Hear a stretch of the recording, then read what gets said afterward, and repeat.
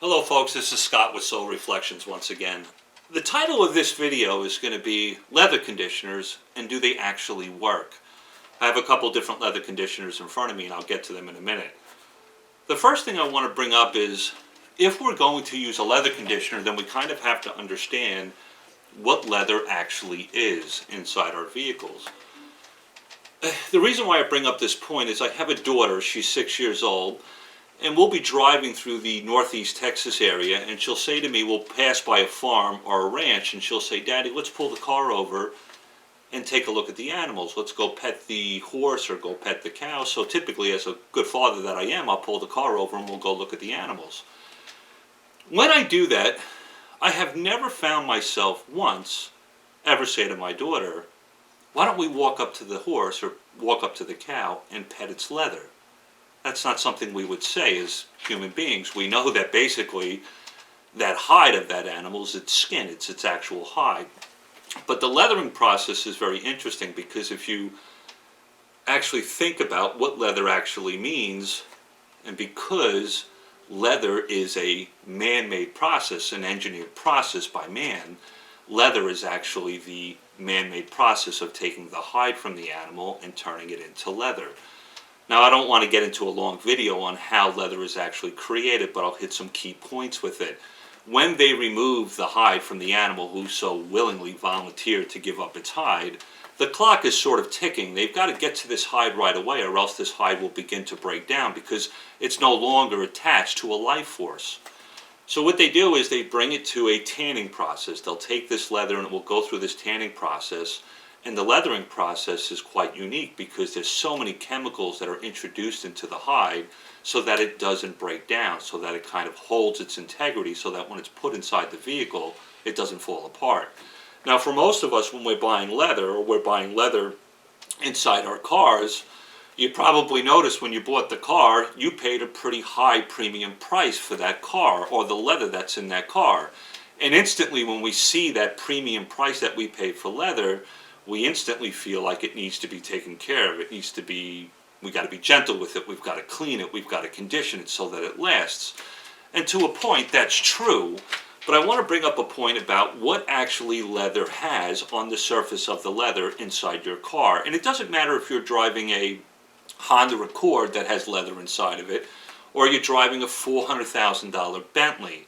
Most modern day leather, which is going to include just about everybody watching this video, the leather actually has a coating already on the leather itself. And what it is when they're manufacturing leather, they actually spray or put some type of coating on the leather, and it's actually made out of plastic. And usually when people hear that, they sit there and they say to me, wait a minute, I paid $400,000 for my Bentley. Are you saying to me that the leather is actually wrapped in plastic? And unfortunately the answer is yes. But it's also an important part of the process of making sure that that leather stays intact and gives you the durability that you want through the lifetime of that vehicle. So I have some leather conditioners in front of me, and I'm not trying to pick on any particular leather company or leather conditioner manufacturer, but they all make some pretty bold claims, and it's some of the claims I want to hit. This particular leather conditioner happens to be made by Meguiar's. It's their gold class, and if I read the back of this thing, it says it has aloe, it has moisturizing oils for superior conditioning. And I look at this and I go, wait a minute, leather actually has a layer of plastic on it, so what am I actually conditioning when it comes to the leather itself? And then there's Lexol, which is also a very popular brand on the retail level, and a lot of people like this stuff, and it's actually a good product. There's nothing wrong with it. This is also a leather conditioner, and I found it interesting when I read this thing. It says it contains microscopically fine oil droplets which bond to leather fibers, nourishing and enhancing your leather's flexibility and utility. Well, hold on a second. If my leather in my car is wrapped in plastic, it already has some type of protection on it and it's plastic, what in the world is Lexol trying to say to me? How do these fine little oil droplets actually bond to the leather's fibers? Actually, during the tanning process of taking that hide and turning it into leather, there are no fibers left on that hide whatsoever. That leather is completely stripped of any type of fiber whatsoever, and then that layer of plastic goes on top of it. So you might be asking yourself, why in the world, as a professional detailer, do I use leather conditioners? Because I actually do. Well, there's some things that the leather conditioner can actually do for the leather. The leather itself inside the car is subjected to heat. It's also subjected to sunlight that comes through the windows of the vehicle. And that sunlight, those UV rays, can actually begin to fade or discolor the leather, if you will, if a lot of light is able to hit it for a long period of time. The leather will begin to fade a little bit.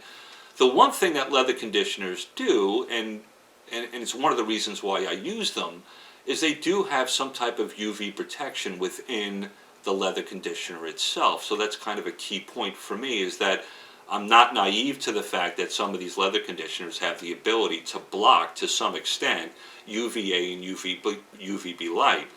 But here's another point when it comes to leather conditioners. If you're exclusively using it to block some type of sunlight from the car, or a UV light that could potentially fade the leather, you're going to have to, especially on a retail level, you're going to have to use this quite often to be able to be proactive and stay ahead of the game and make sure that that leather doesn't fade. Now, here's another, this is actually a cleaner by Meguiar's, and I thought it was an interesting cleaner, and I wanted to bring it into the video, even though I'm talking about leather conditioners in this video. What's very interesting about this leather cleaner, it's made by Meguiar's, but the title of this leather cleaner is actually Leather and Vinyl Cleaner. And that's kind of an interesting point. Meguiar's is kind of raising their dress a little bit. They're raising their skirt and kind of being a little transparent here. If this cleaner is actually effective on leather, and it's actually effective on vinyl, and most of us know that vinyl is a form of plastic, then no doubt Meguiar's is kind of trying to be a little bit honest here and tell us that the leather is in fact much like plastic. And that's true, as I explained in the beginning of the video, that leather actually has a form of plastic wrapped around it. So they're actually being somewhat honest here and saying that not only is this great for leather, it's also great for vinyl, because both of them, unfortunately, are almost the same. The coating on the leather is pretty much the same as vinyl. It's actually made out of plastic. Now, can the leather conditioner actually condition the leather, keep it soft, keep it supple? Can it preserve it and give you the durability and the longevity that you need? Well, unfortunately, because of this plastic coating that's on the leather itself, even if you apply a leather conditioner to the leather seats in your car, the leather can't really do anything with this conditioner. Again, it's not a living entity. And I have here in front of me, this is body lotion. Most of us would grab this at Walmart or CVS or Walgreens, wherever. And I actually use this with my bald head. I actually put some lotion on my head because my head's subjected to the sun so much, it actually starts to get dry, and I'll get the skin on my head will begin to peel. So I'll use this stuff. But I wanted to bring up a point about how body lotions actually work, or body conditioners actually work, and I think it will bring the point home on how leather conditioners really fall flat on the claims that the manufacturers actually make, that it actually preserves the leather, it conditions the leather. Our human body, because the skin is attached to a life force, when we have dry skin, we'll take some skin lotion, much like this skin lotion here, and we'll put it on our skin. What this skin lotion is actually doing, because it's not a medicated type of, it's not a prescription level type of skin lotion, although there are some things inside this, some ingredients like vitamin A and aloe, and that can certainly help in the healing process of dry skin that may be on our body. But what we're typically doing when we apply some type of body lotion to our skin is we're kind of putting a protective barrier over that dry skin, and what we're doing is allowing the human body to actually rejuvenate itself, really actually heal itself. We've got cells that are running through the layers of our skin, and these cells actually want to be able to rejuvenate the skin once it realizes that there's some issue that lies on top of the skin. And of course, as far as hydrating our skin, most of us know that we have to drink a lot of water, and then our bodies, the cells within our bodies, can distribute that hydration to the areas of the body that need it. Now, there are times when we may have dry skin that really gets out of hand, or it may be some type of bacterial infection or some type of fungus, and we'll actually have to up our game. We'll go to the doctor, and they'll give us another type of skin lotion. It's actually a steroid formula of skin lotion. Now, these steroids are great, especially when you put it on the human body and you've got some type of dry skin or rash. When you put that medicated steroid cream onto your body, what it does is it ramps up the human cells. It makes your cells like little Arnold Schwarzeneggers, and they can get to work pretty fast and actually heal the body. My point is when it comes to leather conditioners, and you hear all these claims from all these manufacturers saying this will nourish, this will rejuvenate the leather in your car, unfortunately, this just isn't true. This is what I call marketing jargon. In my opinion, a lot of marketing, unfortunately, is just basically manipulation. Again, you're paying a high price for the leather in that car, so they already know that you're concerned about keeping that leather intact. So they're going to kind of push all your buttons and trigger you to make sure you buy their products. But once you understand what actually leather is, you can kind of then have a game plan and treat it and clean it. In fact, when it comes to leather, if you really want to preserve that leather and have a nice long life to that leather, the most important thing you can do is always keep leather clean. That is probably the biggest issue with actually holding the integrity of the leather and giving you the lifetime that you want out of that leather. Cleaning the leather is far more important than actually conditioning the leather. But these leather conditioners in front of me are actually somewhat useful. There's also the other thing as a professional detailer that I also like with some of these conditioners is that my customers like them too.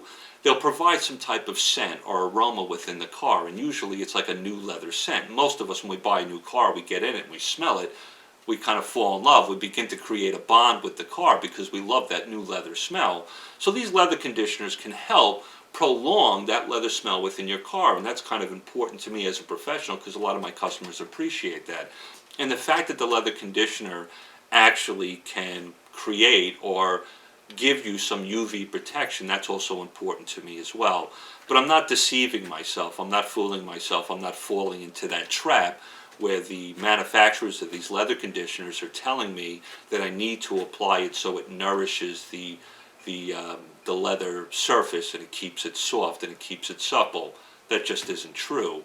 And it kind of reminds me of a company. It's called Swissvax, and I don't mean to throw them under the bus, but they're a very good company when it comes to detailing products. They have their leather conditioner is actually called Leather Milk, and every time I hear that, I kind of laugh in my own head, and I go, they're trying to make me feel like this conditioner is like I need to milk my own car. I need to milk the leather in my car as if it's a baby calf running around the farm screaming for mommy because it's hungry and it wants milk.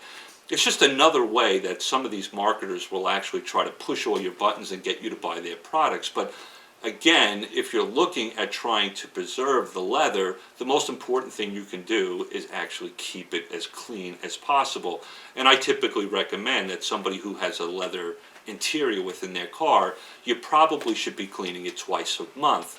And you'll notice that if you keep your leather clean, it will actually feel incredibly soft and supple, and that will give you the durability and the longevity that you're looking for. Again, I hope this video has helped you understand what leather conditioners are, how we use them, and why we use them, but to actually believe that they're actually conditioning the leather after learning that the leather actually has some type of protective layer on it, which is a form of plastic. And Meguiar's, again, kind of tips their cap, and one of their leather cleaners actually says it's good for vinyl too. So now we kind of get a better understanding that if it works on vinyl and it works on leather, well, they must have some type of similar characteristics, and they do. It's this plastic layer that's on the leather itself. I hope this kind of has shed some light into what leather conditioners are, how we use them, and why we use them. Again, thank you so much for your time. I'm Scott with Soul Reflections. Until the next time, be safe.